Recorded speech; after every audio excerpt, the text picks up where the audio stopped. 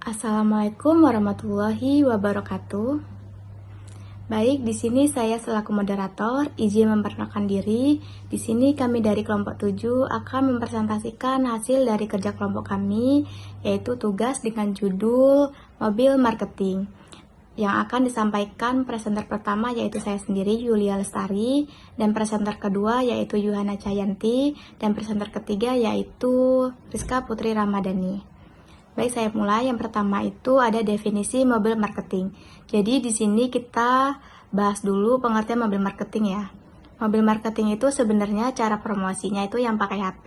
HP di sini yang dimaksud itu smartphone atau tablet, bukan mobil kendaraan ya. Karena sekarang hampir semua orang tuh kemana-mana pasti bawa HP. Makanya promosi lewat HP itu lebih gampang nyampe ke orangnya.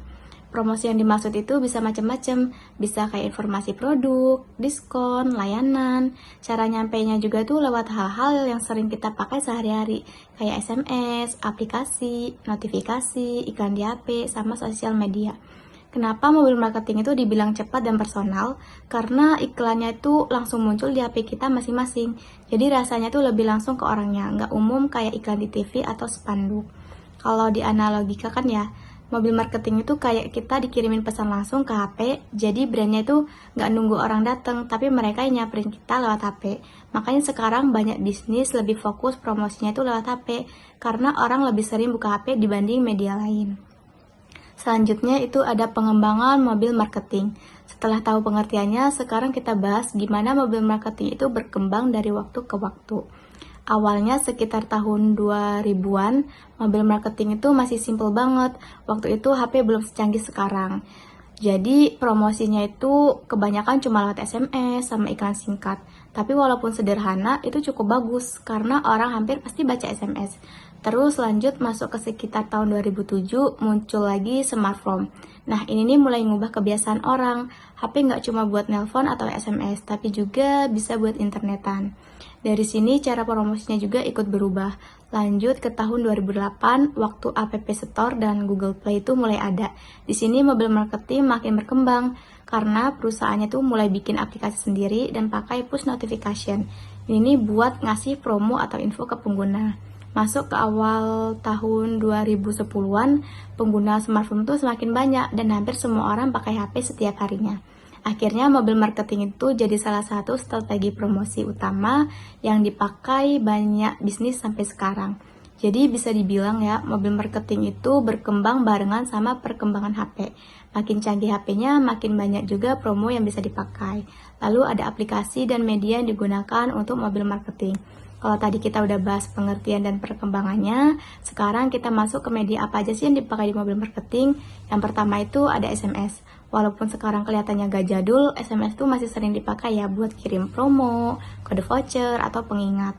Soalnya SMS itu hampir pasti kebaca, mau HP-nya ada internet atau nggak ada internet. Selain SMS, ada juga aplikasi mobil. Contohnya kayak aplikasi e-commerce, bank, restoran, atau ojek online. Lewat aplikasi ini, perusahaan bisa promosi, bisa kasih layanan, bahkan langsung transaksi sama pengguna. Mobil yang dimaksud di sini itu HP kita ya. Jadi perumpamaannya sekarang toko itu tuh nggak nunggu kita datang, tapi tokonya yang datang langsung ke HP kita. Makanya sekarang banyak bisnis bikin aplikasi sendiri, karena lewat aplikasi mereka bisa dekat sama penggunanya. Lalu ada location based marketing.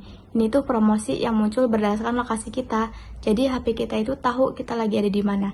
Terus dari situ muncul iklan atau promo yang dekat sama posisi kita sekarang. Contohnya pas kita lagi di suatu daerah, terus buka Google Maps atau aplikasi lainnya, terus tiba-tiba muncul promo restoran terdekat. Itu bukan kebetulan ya, tapi karena sistemnya itu pakai lokasi kita. Cara ini nih efektif banget karena dikasih iklan itu orang emang lagi dekat sama tempatnya. Jadi peluang orang datang atau beli juga lebih besar. Lalu ada mobil website. Mobil website itu website yang tampilannya dibuat khusus untuk HP. Jadi pas dibuka HP-nya tampilannya rapi, tulisannya kebaca dan gak ribet dipakai. Biasanya mobil website ini dipakai buat lihat info produk, promo, sampai ke langsung buat beli. Bedanya sama website biasa, mobil website ini lebih simple dan nyaman buat pengguna HP. Jadi kalau location based marketing itu fokus ke lokasi pengguna, mobil website itu fokus ke kenyamanan tampilan di HP. Lalu akan dilanjut oleh presenter kedua yaitu teman saya Yohana Cayanti. Kepada Yohana Cayanti, saya persilahkan.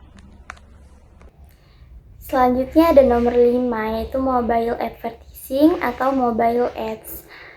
Mobile advertising atau iklan yang muncul di perangkat HP kita sehari-hari. Contoh paling simple yaitu ada display atau banner ads. Biasanya muncul pas kita buka website versi mobile. Ukurannya itu kecil tapi sering banget muncul. Terus ada juga in-app ads, yaitu iklan yang ada di dalam aplikasi. Misalnya pas kita lagi main game, tiba-tiba muncul iklan atau pas buka aplikasi berita. Selain itu ada iklan di media sosial seperti Instagram, TikTok, Facebook, dan YouTube. Contohnya iklan yang muncul di tengah scrolling atau sebelum nonton video. Tanpa sadar kita sebenarnya sering banget terpapar iklan di setiap hari. Yang keenam ada push notification. Push notification itu notifikasi yang langsung muncul di layar HP kita dari sebuah aplikasi. Biasanya dipakai buat ngirim promo flash sale, pengingat keranjang belanja yang belum dibayar, info diskon, atau update layanan. Contohnya itu Shopee, Tokopedia, atau aplikasi Gojek online. Jadi walaupun kita lagi nggak buka aplikasinya, brand tetap bisa nyapa konsumennya itu lewat notifikasi. Terus ada keuntungan mobile marketing. Yang pertama itu jangkauannya lebih luas. Jangkauannya lebih luas ini hampir semua orang sekarang pakai smartphone. Jadi pesan promosi bisa dikirim kapan aja dan langsung sampai ke konsumen. Yang kedua ada personalisasi tinggi.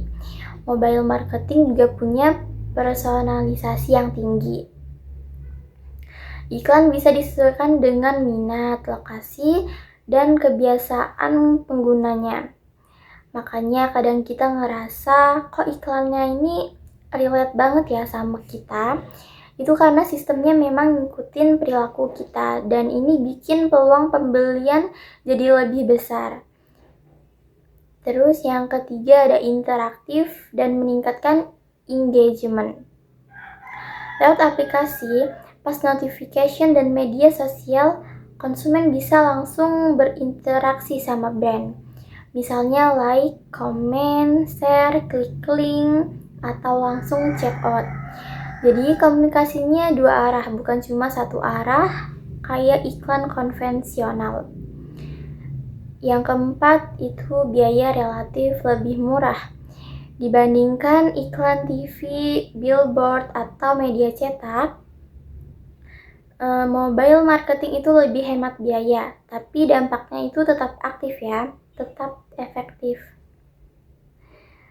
Bahkan UMKM atau bisnis kecil juga bisa pasang iklan di media sosial dengan budget yang fleksibel.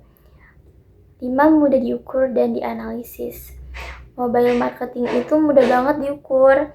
Perusahaan bisa lihat data seperti jumlah klik tayangan, iklan, pembelian, sampai perilaku konsumen. Jadi hasil iklannya jelas dan bisa dievaluasi buat strategi selanjutnya.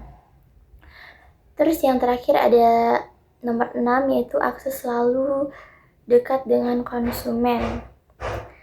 Artinya itu brand punya peluang besar buat terus muncul di kehidupan sehari-hari konsumen.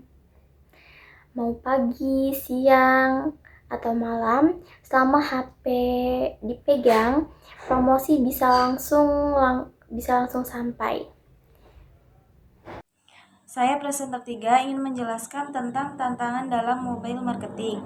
Yang pertama, privasi dan keamanan data. Pengumpulan data harus sesuai dengan aturan. Jika tidak, dapat menimbulkan masalah dan kehilangan kepercayaan. Yang kedua, tingkat pesaing sangat tinggi. Banyak brand menggunakan mobile advertising sehingga konsumen merasa terganggu dari banyaknya notifikasi atau iklan. Yang ketiga, keterbatasan layar dan tampilan. Desain konten harus sederhana dan jelas karena layar smartphone lebih kecil dibanding perangkat lain. Yang keempat, resiko iklan tidak dihiraukan atau advantage. Konsumen bisa mengabaikan atau memblokir iklan jika dianggap mengganggu. Yang kelima, keterbatasan koneksi internet dan perangkat. Tidak semua pengguna punya akses internet cepat atau smartphone yang mendukung tampilan aplikasi berat. Yang keenam, masalah teknis dan kompatibilitas. Aplikasi harus cocok untuk berbagai sistem operasi, ukuran layar, dan perangkat. Kesimpulannya, mobil marketing adalah strategi pemasaran melalui perangkat seluler yang memungkinkan brand menjangkau konsumen secara cepat, personal, dan real-time melalui SMS, aplikasi, push notification, mobile advertising, dan media mobile lainnya.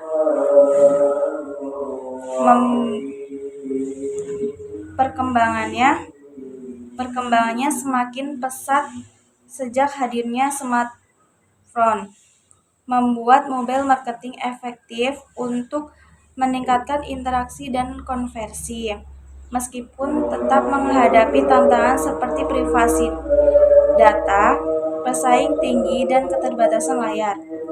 Sekian dari kelompok kami.